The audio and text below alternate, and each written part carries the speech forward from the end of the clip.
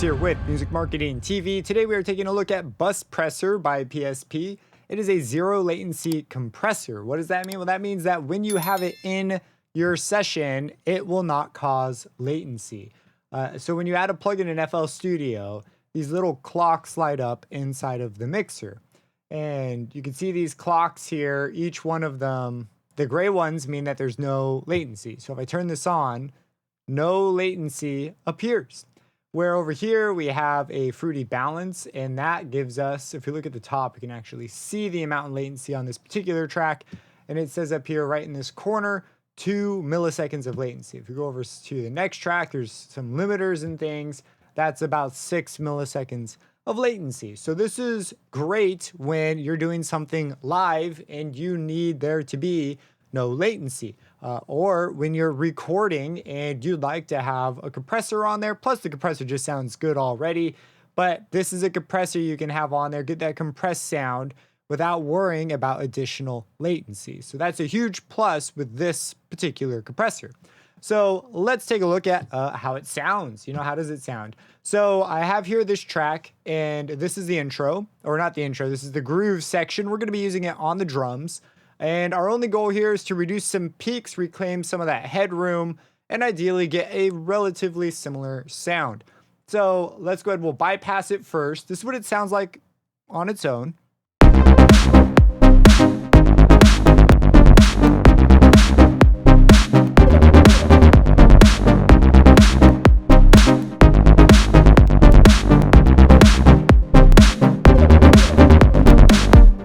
We'll go ahead, we'll toss it in. This is what it sounds like now with the compressor.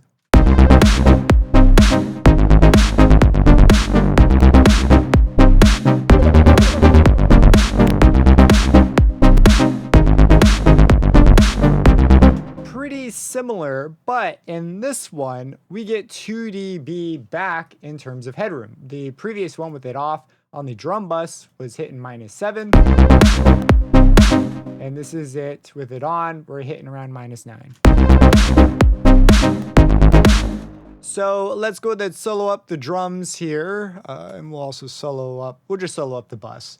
And this is what it sounds like. And with it.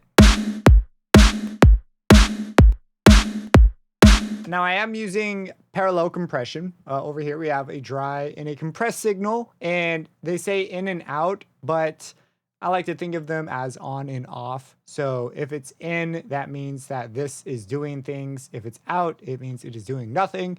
So if we look at just the compressed signal, so we switch this to out, it sounds like this. And then when we add back in that dry signal, so that's parallel compression, because we have regular compression and then stuff that's not being compressed being mixed. So it's being the compression is being done in parallel with the dry signal. So I'm still using the bulk of it dry, and this because I have it on a bus, and I'd like to maintain some of the punch of the original signal. So let's go ahead, let's bypass this one, and let's load up a new one. Or in fact, let's leave it on here, and we can go to B. So now this is basically a new BussPressor.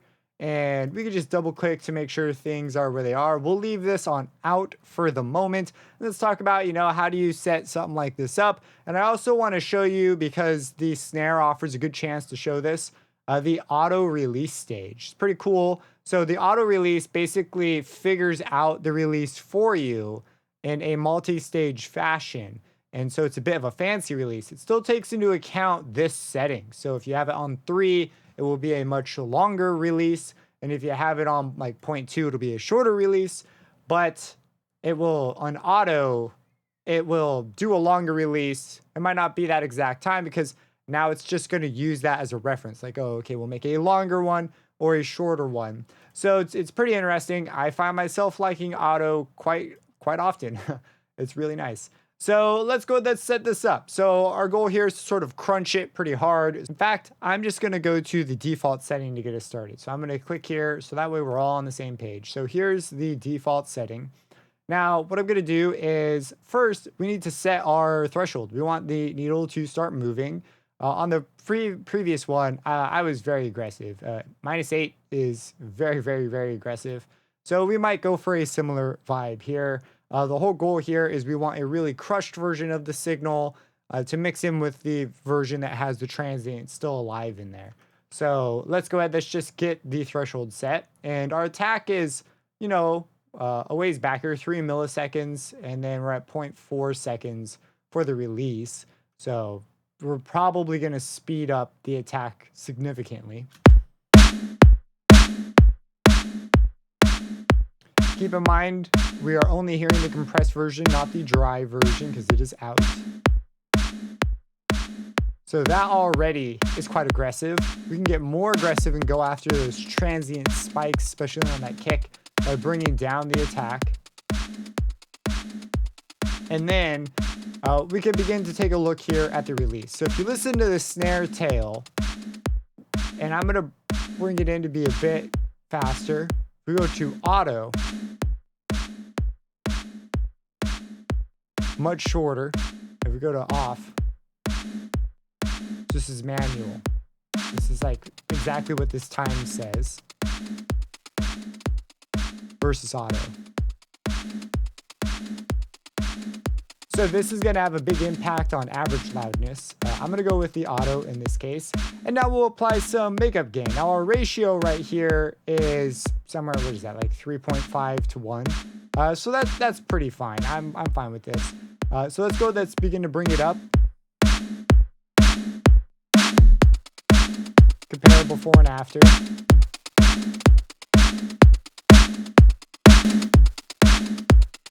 So this is the squashed version, and we've just gain matched. So if you're unsure what I was doing there, I was just making sure that when we turn the plugin on and off, the loudness levels are similar, but their peaks are very different spots. On when it's on, we're really crushing it, but we have a similar loudness level. This is going to make mixing it, well, when we do compressed and dry, just a bit easier. So we're applying some makeup gain to the stuff we turned down to give ourselves some room.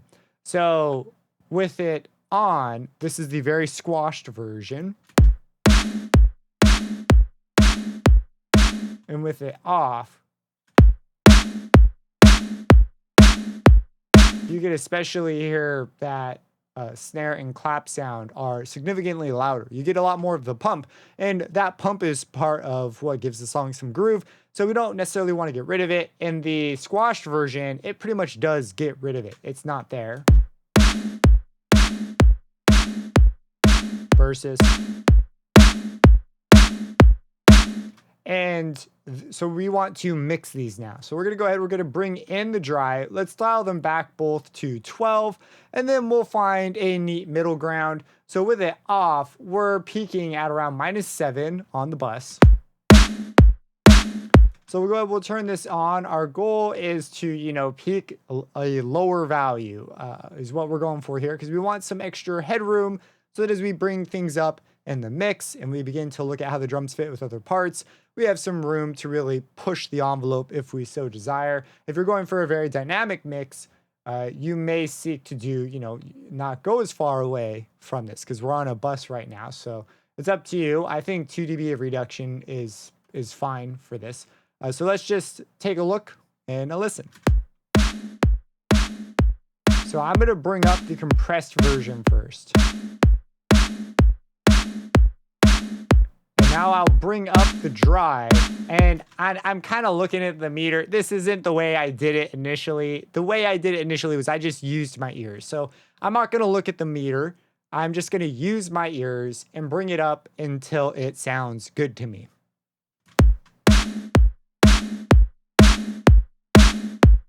Now we're going to check it with the bypass, see if we're at a similar level to before.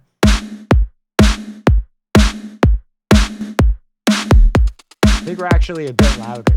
I'm going to take back a bit on the compressed.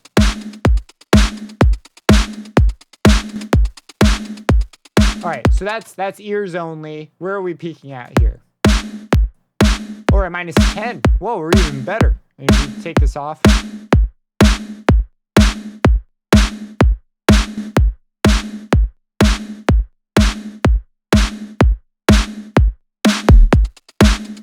So at this point, I think they sound pretty similar. And the benefit is we have a little bit more headroom to work with. So that is a huge plus.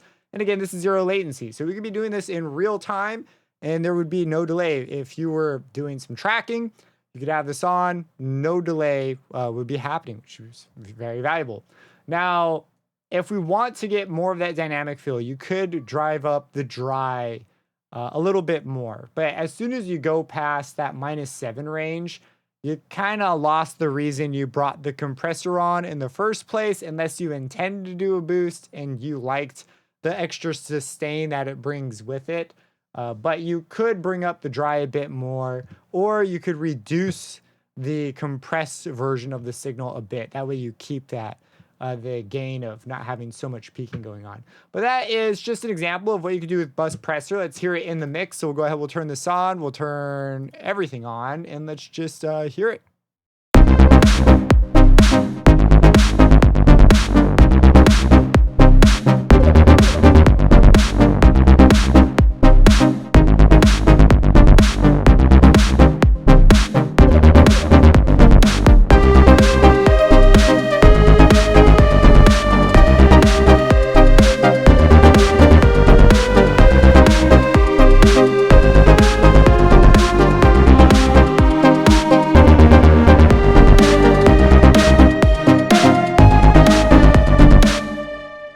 If you have any questions about this, feel free to drop them down in the comments below. Subscribe and hit that bell icon for future videos, and have a blessed